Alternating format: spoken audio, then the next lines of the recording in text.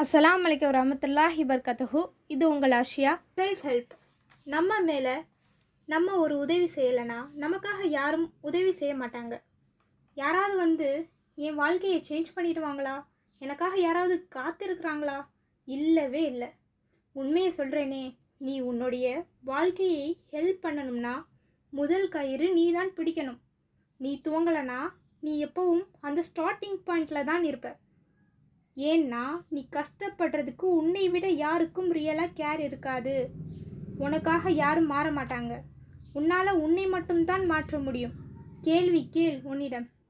நீ உனக்காக எப்போ கடைசியாக ஒரு உதவி பண்ண? ஒரு நல்ல ஹேபிட்டை ட்ரை பண்ணியா? நீ சிரித்து தூங்கணும்னா நீ உன்னுடைய லைஃபுக்கு ஒரு போல்ட் டிசிஷன் எடுத்துடணும். நீ ஒரு வாரம் உன்னை நீயே ஹெல்ப் பண்ணி பாரேன். ஒரு வருடம் மோட்டிவேஷனாக இருக்கும்.